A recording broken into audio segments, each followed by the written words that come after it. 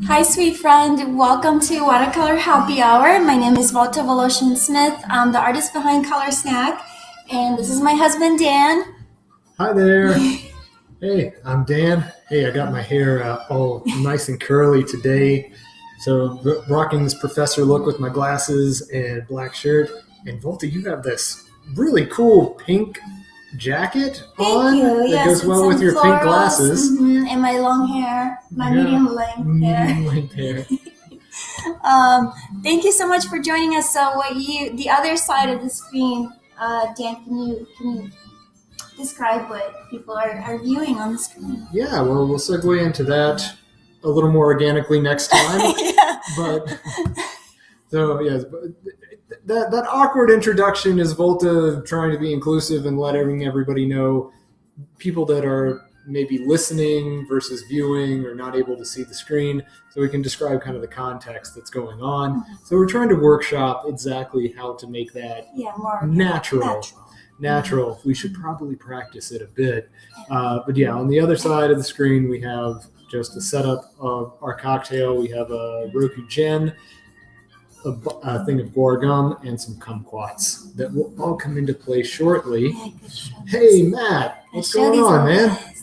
Been a while. Yes, these gorgeous little orangish, yellow, tiny kumquats. Tiny? God, I don't know. I don't know what is a good size for a kumquat. What's a big kumquat Well, versus a they're like large tiny little kumquat? limes or lemons.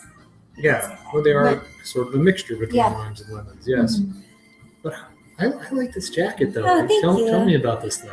So I was visiting my parents, and we went shopping, and then I saw this jacket, and my mom said I should get it, so I did. Oh, I thought that it was something like from your childhood, like it was your mom's jacket, because this is like hand stitched. Oh yeah, so it is hand embroidered. So I guess you could kind of say these look like strawberries next to the flowers. So it's very much spoke to me.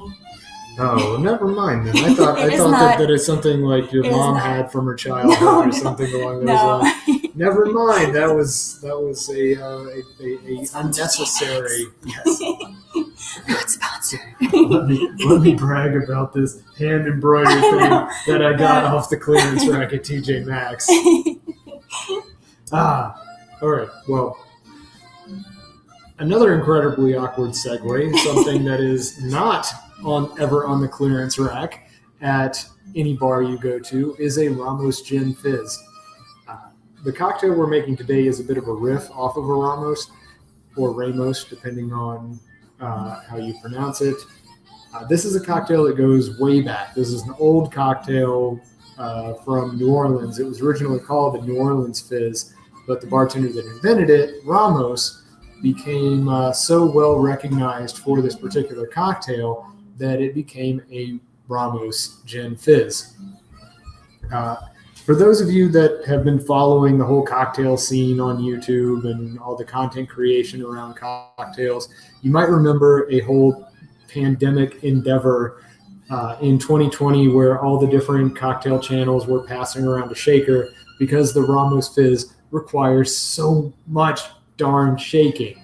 Oh, that's cool. It was a cool little thing. It was kind of kitschy. Yeah. They tossed it from one to another. I did that with fellow artists. We passed along the brush. Yes. It was fun. Yes, and some of our friends were for their birthday. We did the same thing. We passed. I forget what it was. A little scroll. It was a paper. scroll. Yeah. We were like writing on it. Yeah. So the fun times. Things people do to stay in touch. Of the apocalypse. But the gag there was that it requires so much shaking that it usually takes around 10 minutes to make one of these darn things. And there was like 4 or 5 bartenders at Ramos's original bar, all of which were just shaking the stupid cocktail because you're basically making ice cream. And you'll see that when we had our banner, it was a fat-free Ramos. Let's see.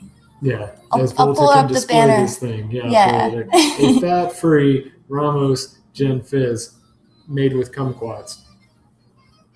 The traditional one has at least an ounce of heavy cream, which you incorporate with egg whites and shake with ice until it becomes sort of a custard that creates the strong foam. One of the things I did during the pandemic was play around a lot with meringues and egg foams and volume eating. So I learned a lot of little tricks to create volume and foam without fat. Hence how we're able to make this fat-free Ramos Gin Fizz. I'm going to pull out some things. One of the tricks to making a good Ramos is having very, very cold ingredients. So I'm going to get my shaker from out of the freezer while Volta talks about some random facts about kumquats. Okay, random fact about kumquats, these little guys. They originate from southern China and very common in like other Asian countries. What I love about them, so if you like, we got these at H Mart. I think they're super delicious. The way you eat one is you just like pop one into your mouth and like just chew it. So you don't have to peel it. You don't have to do anything to it. And it has like this really nice aroma, and you get like a little bit of sweetness, a little bit of sour, a little bit of bitterness from the rind, and it's just like a very nice combination. So you keep talking about that, but one of the benefits of it, because the rind is edible, you don't have to worry too much about like filtering it out or any of that stuff. Yeah. So I can just kind of smash this up. Yeah, you can totally smash it. And then filter it out with the strainer. Okay, keep going. What do you got? That's about it. Like I was very curious when I saw them at H Mart. I wanted to try them. I've never had them before. And then went on YouTube and honestly looked at a couple of videos because I did think, well, do you need to peel them or do anything to them? And they're so easy to eat and like just such a nice pop of color. And also like when you slice them, they look very pretty and delicate. So you can add them to cocktails and other dishes that might need a little bit of that like acidic element. But yeah, definitely recommend you try to seek out kumquats. What I also want to find is calamansi, which are native to the Philippines and very much used in Philippines cuisine. But I have not yet found those anywhere in our like grocery shopping. So that's like my next little citrus adventure. Just want to point out that Yolanda says that she loves my hair. Oh, Yolanda, thank you. I mean, Dan says thank you. My hair is your hair. I don't know why I just took credit for Dan's hair because it's totally his doing. Yeah, just over here ASMRing, squeezing these things. Yeah. Well, thank you everyone for joining us.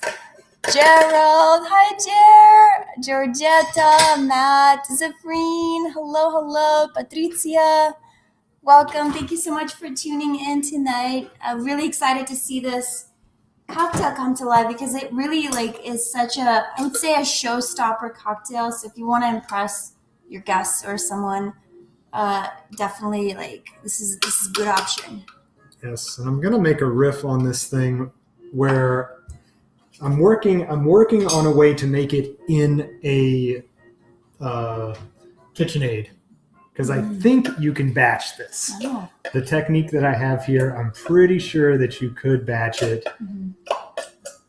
There we go. Oh, Gerald said calamansi is also very seasonal. So maybe that's why I've not been able to find them. Ah. Come on. Now I've made a slurry of stuff. So let me see. I over smashed it. The pectin in the rinds made a bit of a jelly. There we go. So what we're looking for is an ounce of citrus of some type. We might have to get ourselves a little more. That's plenty. Good enough. Drop that in.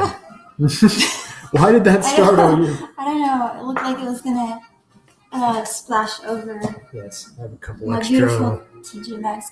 Yes, and I'm just gonna go ahead and squeeze in there. There we go.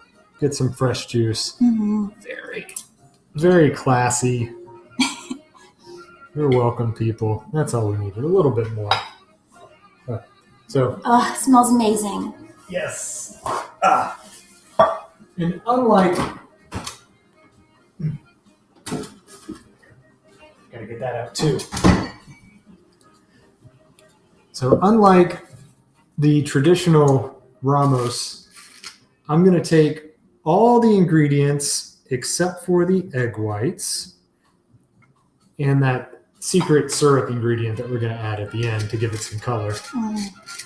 So I'm adding in an ounce of some acidic fruit. So the traditional Ramos is lemon and lime. Kumquats taste like lemon and lime, so we're just going to use that. And then we're going to also add in an ounce of Guar Gum Syrup.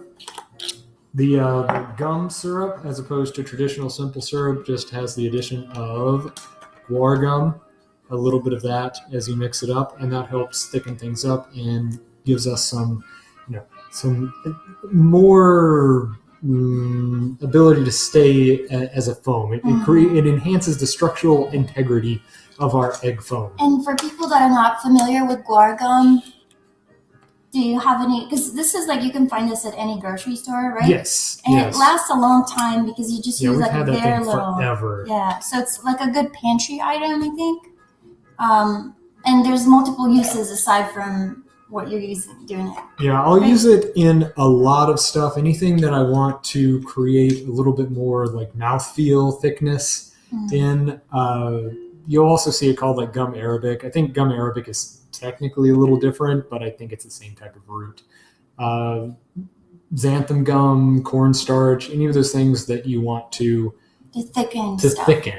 Yeah. Just this is a little goes a long way with it though, so be careful. Yeah. Then I'm also adding 2 ounces of gin. We're using a light gin. You want to use something. You want to use something a citrusy, a bright gin, not a London dry gin. You don't want to use a very juniper forward one. It's going to overwhelm the whole cocktail. But you do want the flavor that comes with those lighter, bright gins, for lack of a better word. I don't know the exact term for it. One of my favorites, my go-to for this is a Roku gin. That is a Suntory gin, and this stuff is amazing. I highly recommend it. It has a pretty bottle too. The bottle's so cool. Yeah. Just looks classy. Flowers. Yeah. It's fun. Looks sophisticated here. Yeah.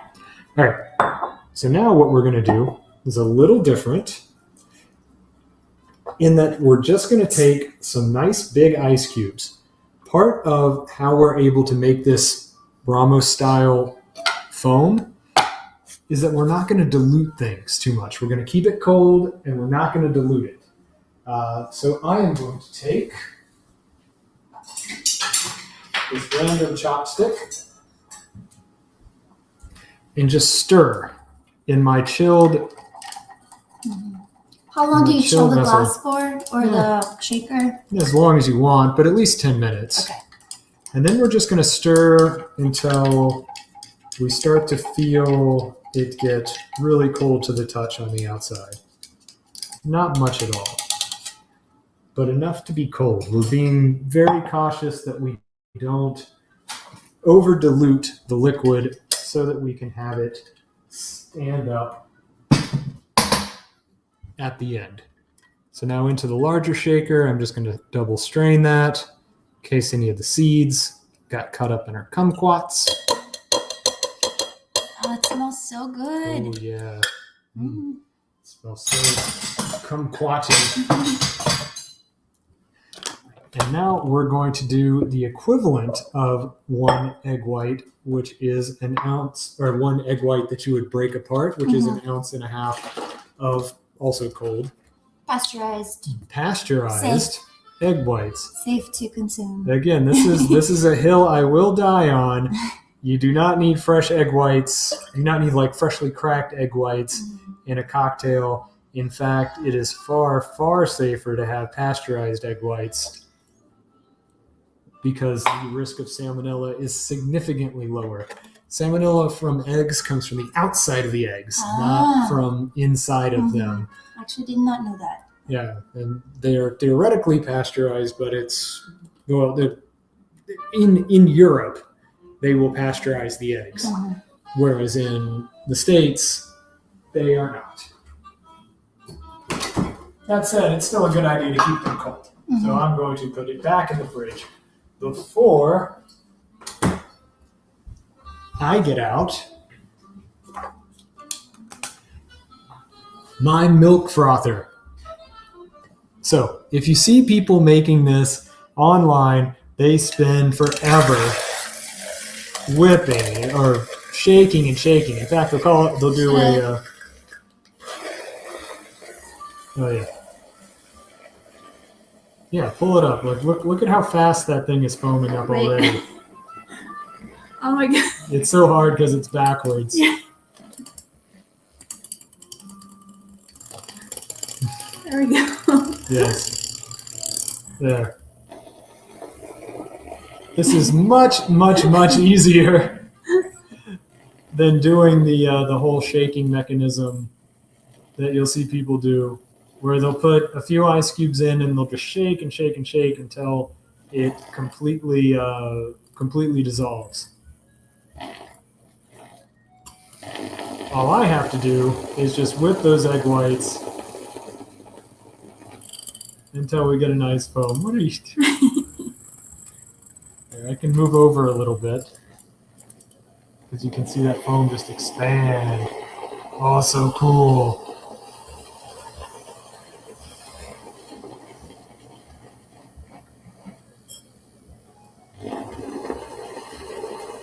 This is one of those tricks I learned when I was losing a lot of weight during the pandemic and learned about volume eating.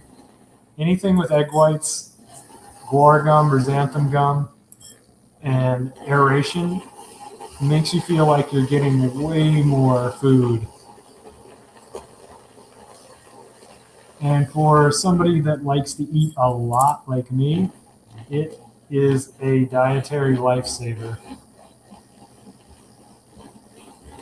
So how do you know when to stop mixing? Honestly, it's a bit of eyeballing, but the rule of thumb is about doubling in size. In fact, you kind of don't want to mix it too much, counterintuitively, because if you overmix, it just becomes all foam, which shouldn't even be possible, but guar syrup plus egg whites and acidity creates a lot. And admittedly, I am overmixing a little bit because I really want to get that foam. I don't want people to be like, "Oh, Dan, you talked us up so much, and now I don't have anything." How embarrassing. But we'll see. Yeah. But I think that looks pretty good. Yeah. It might be a little under, but I just don't want people to sit there and watch me do this forever. But I will say it's infinitely faster and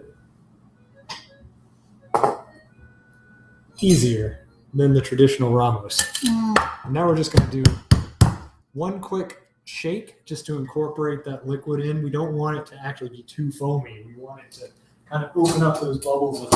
So Gerald was asking if guar has any flavor. And I don't think it does, right? No, it doesn't. Gum Arabic does a little bit. It has a little bit of like an earthy flavor, whereas Guar Gum has almost zero flavor. What do you need? None. I was getting a soda water cup. I thought I had put one in the fridge, but I guess I did not. Soda water. Yeah, well, there's one. Right in the back. Sorry. I can get it for you because you have one hand. No, I want a cold one. I will get a cold one. Oh. Here. Keep shaking. Shaking. I'm well prepared. Am I doing this right? You got it. All right, so now what we do, we have a chilled glass. Again, everything should be cold. And we're just going to pour a little bit of soda water down at the bottom. We do that just to kind of get the bubbles facilitated, get everything rocking and rolling. And now, since we strained everything and we used carton egg whites, we don't even need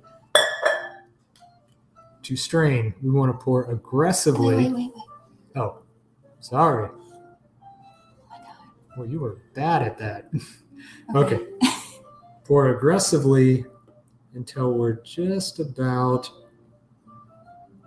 there, almost at the end. And then we take our what appears to be a glass of foam, and we're going to put it back in the fridge for just a few minutes.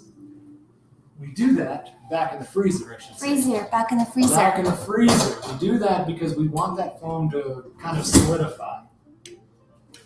It's a cool effect. That's also why we make everything so cold. And again, if you want to make a traditional Ramos, you use another ounce of cream. You add an ounce of cream to this thing. It'll make it taste like an ice cream float. It'll be like an orange creamsicle. Yes, it's delicious, but that ounce of cream adds like 200 calories. Oh, yeah. And I'd prefer not to do that. Absolutely. No, thank you. Yes. Hey, Hi, Tiffany and Adam. Yes. Oh, so while we wait for this to cool off, since Tiffany and Adam joined, maybe you should talk about the cherry bomb. Oh, yeah. So if some of you that are tuning in regularly might have noticed we did not do a live show last week, and that was because we were really tired from our trip to New York, which was awesome, but we had a bit of a cancellation of flights and delays and all that, so took a bit to get back home to Dallas, but I was talking about more of all the awesome stuff that you did. But that's why we missed the show. But it was a really great experience. So first of all, we got to visit the LinkedIn headquarters in New York City, and that was really cool. Shout out to my creator manager, Jane Kim. She welcomed us into the office. It was so nice.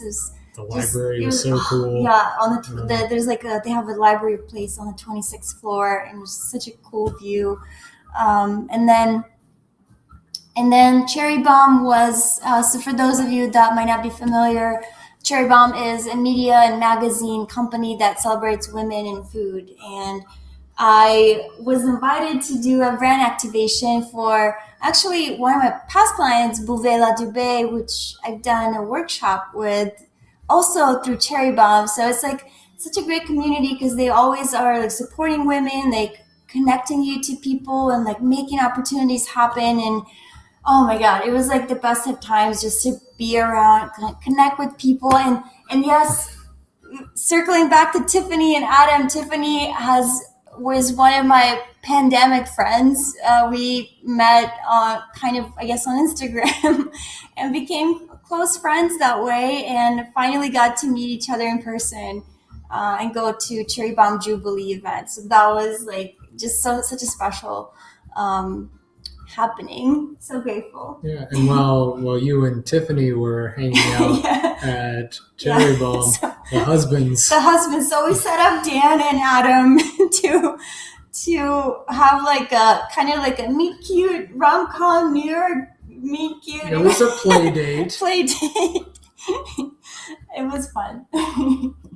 Right? Yeah, Adam introduced me to a Turkish restaurant, showed me the joy of pide, which is the Turkish bread, and kind of like a Turkish pizza almost, but a Turkish flatbread type of thing. It makes me so hungry right now. Good. It was just cheese and chicken, just cooked in a really hot oven.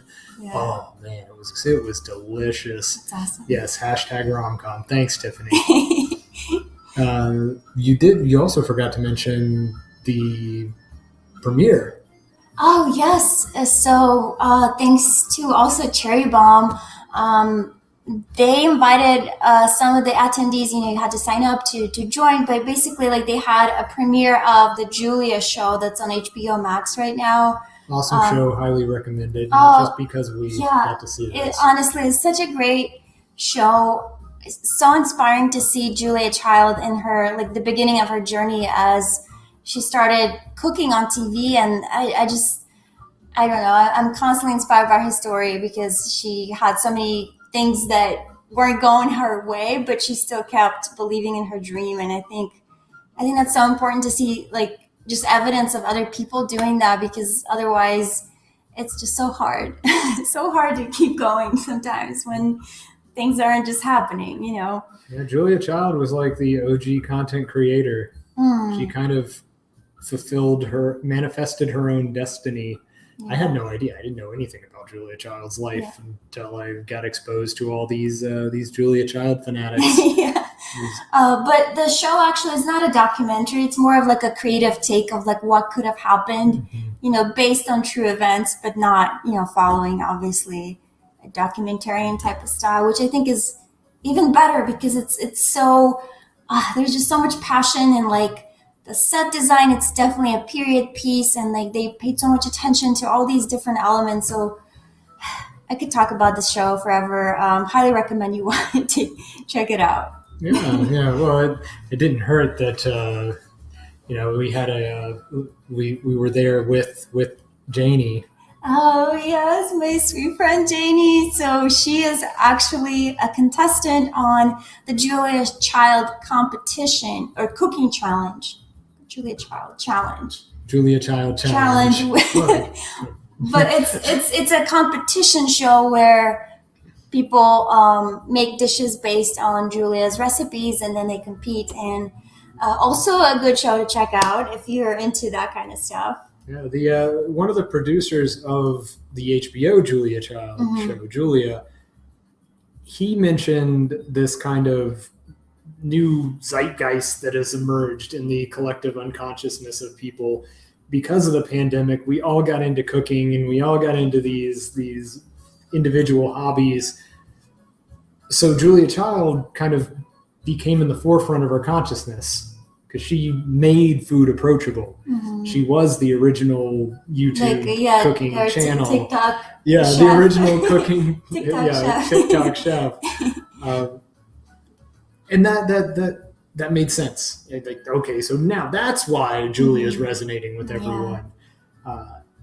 And then getting to hang out with the people from the Julia Child Challenge, in Janie and Christine. Yeah. And I will say, having met those people, if you watch the Julia Child Challenge, hanging out and getting to meet Christine, they didn't give her enough time to really develop her personality, or she had to leave the show, or I don't know, spoiler alert. But she wasn't in the competition long enough to really show her personality. She is a sweetheart. She is a lovely lady. So yes, definitely follow Jane and Christine on whatever social media platform you so choose.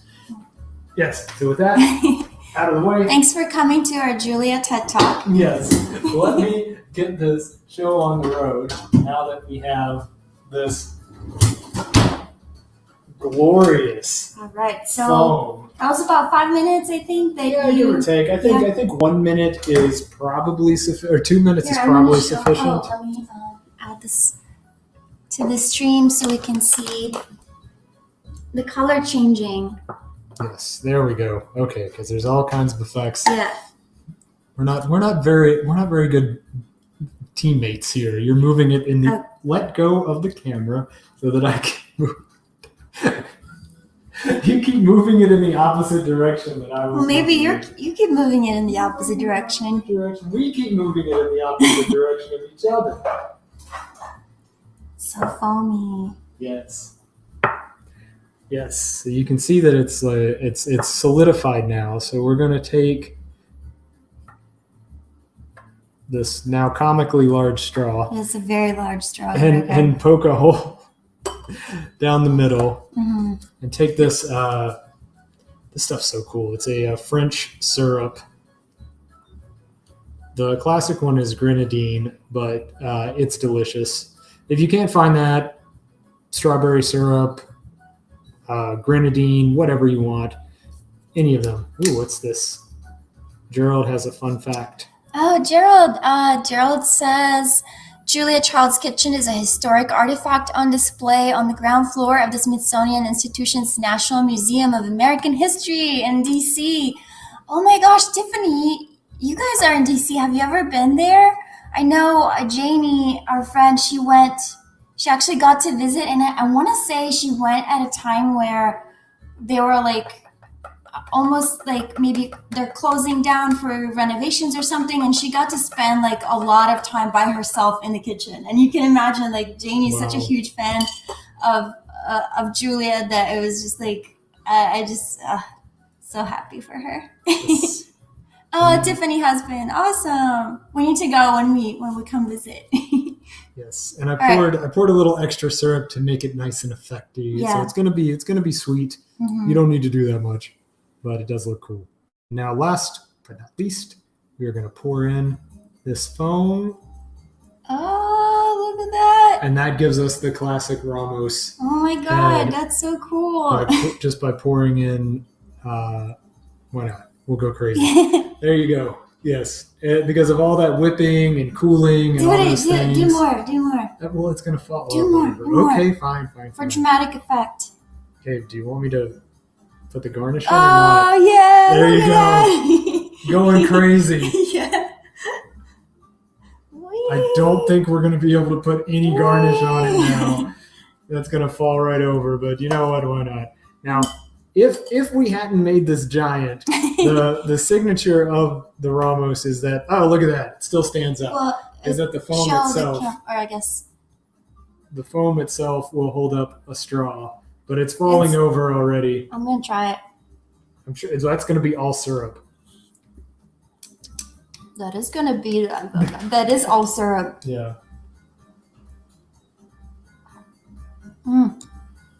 That's so good. Okay, a little messy, and It's not that messy if you don't listen to Volta you're supposed to and listen pour to stuff all over it. listen to the mixologist. You only not bring the it up a artist. little bit. Volta's like, go crazy. Like, just do that. Look at that. That's so fun. And then you're supposed to be able to float this on the top too, but that's not going to work here. Hey, look at that. Look at that. Okay, it's very good. Yes. It's absolutely delicious. So much work just to listen to Volta right at the end and destroy this beautiful thing. You're the artist. You're supposed to appreciate aesthetics. Yeah, I do appreciate aesthetics, but also I appreciate fun and, Yeah, it was pretty fun. Oh, Delphine said that looked animated. It was. That's good. Here, Volta, try a drink of it without the straw since you want to be so animated. No. Yes? But you are really, so you put the straw in a Ramos, it tastes way better if you drink it without one once you get it down a bit. Because the foam and the liquid, the whole thing mixes together. It makes it way more delicious. And thank you all for the compliments. Can you add me to the stream? My hands are covered in Oh, why don't you use this towel if your hands are covered in foam? Oh, this Volta color snack towel with peppers and Scoville units on it. If you're curious about the Scoville level of peppers, what have you done? How is that? Mute that. I think you may have muted. Oops. No, that's the other. Okay. That was your camera. Yeah, Yes, sorry yes. about that. Hey, it's Pat. She would have loved it, Pat. You're correct. Anything with alcohol. Oh, no. No, not that. I think Pat is referring to the fact that when Julia was recording her food TV show, there were a lot of things that like would go wrong, but she just like went along with it. Oh, yeah. So it's very much in the spirit of Julia Child. That's true. I feel like we should call this cocktail the Julia. Julia Child has some interesting takes on cocktails. Oh yeah, she did like them very boozy. No. She infamously has said that she takes her martinis, I want to say it was like 50% vermouth. Oh wow. Monstrous. That's monstrous. Vermouth. Yes. All right. Oh, and Pat was saying you were correct with what he was alluding to. Oh, yay. Awesome. All right, so I'll get started. Thank you, Pat. I'll get started with the watercolor portion of our event tonight. I will clean up this mess. All right, so this is going to be kind of like, it's one of the new glasses that I have, and I don't know if you can see, it's very light. I'm going to outline this a little bit more. These glasses were donated by our sweet friend Gerald. Yes, Gerald, thank you so much. So there we go. So the shape is kind of like two slightly like curved lines towards like there's going to be a bit of like a dip in the lines, and then going to be a little bit parallel here, and then at the bottom going to have another like a more of a curved, bigger curved line here, and then another curve at the top. And let's see, well, before I do that, I want to add the base of the glass. So I'm just going to sketch out yet another curve. So all these little shapes are made up of a series of curves. And then for the foam, so you see here, like my reference photo had one of the cocktail versions that did not overflow like tonight. It was looking so good. It looks so good. Yeah, I did. Sorry, Dan. Let's see. So this is going to be another curve line on the side here, and kind of like larger curve at the top. And we can add a little straw. And let me see. It's a little bit straw. I'm just going to correct it. So kind of trying to keep my straw lines a little bit parallel. And then last thing is to add a little like circular oval shape for the kumquat. That's totally optional. But, you know, since this is like a kumquat gin fizz, it's, I don't know, recommended. And then I just added like little tiny triangles inside of this shape just to kind of give the impression of the cross section of a kumquat. Being able to float something as heavy as a kumquat. Oh yeah, that's true. It is pretty heavy, yeah. Is a sign of the quality of the foam. Oh, well, Dan, good job on the quality of the foam. Yes. I'm sorry I ruined your moment of glory. I know. I'm just having fun. And you might have noticed, so the actual, cocktail is, so the color of the kumquat is very much like a light yellow, orange, very, very light in color. But I, asked Dan to make it colorful because it's more fun to paint colorful things. So therefore, that's why we added the strawberry syrup at the bottom. So now to paint that, I'm just gonna so I'm squeezing a little bit of water on my brush and just adding a little bit of water right at the bottom portion of the glass. And I'm gonna grab some red. Yeah, that strawberry syrup is so tasty.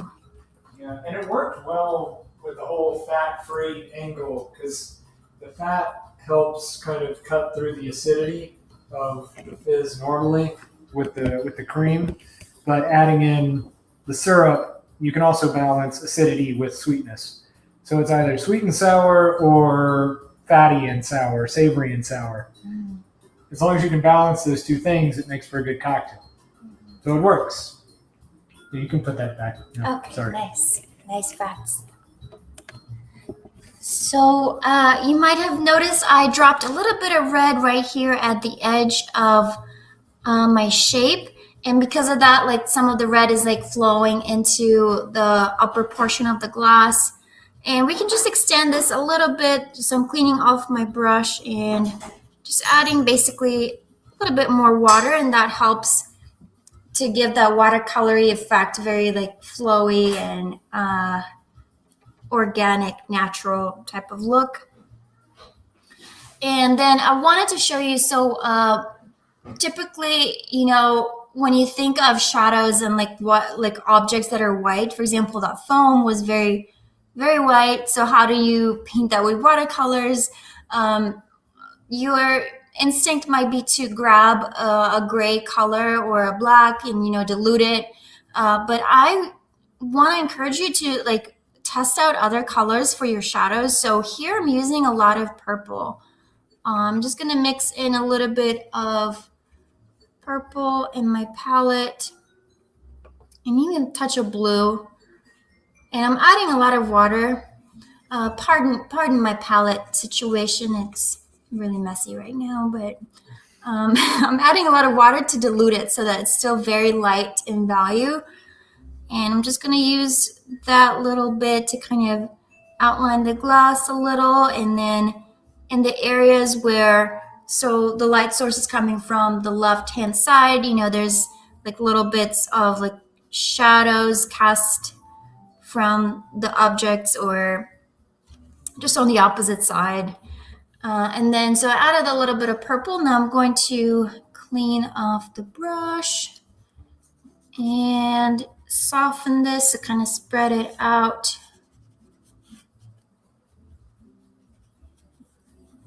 So sometimes when, you know, you switch up the shadows, like it makes an object more interesting when there's a little bit of blue, maybe a little bit of purple present. I also like to make my shadows with opera pink, and that's definitely like a vibrant kind of neon style, but just wanted to give you an option. Like I love experimenting with things, and I want to encourage you to do the same because yes, there's like a recommended way how you can achieve this look, but why not just try different methods and see what you like best.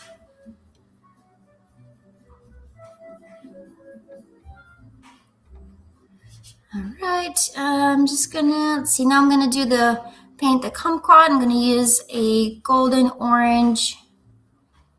Just gonna paint the shape.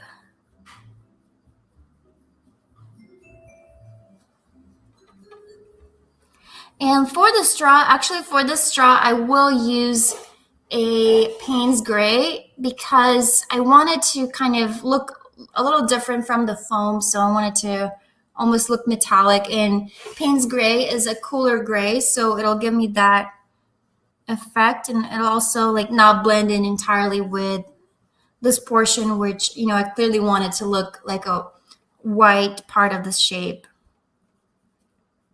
So I'm adding a bit of gray and then softening, so cleaning the brush and softening this just to give it like a little bit of a shadow and like a highlight that's hitting it in this direction. And then the last thing is here, you might notice there's a little bit of red, so just gonna dilute it with water. So it's very light, but it's basically like the reflection of the beverage in the glass portion. So you could add that little element here.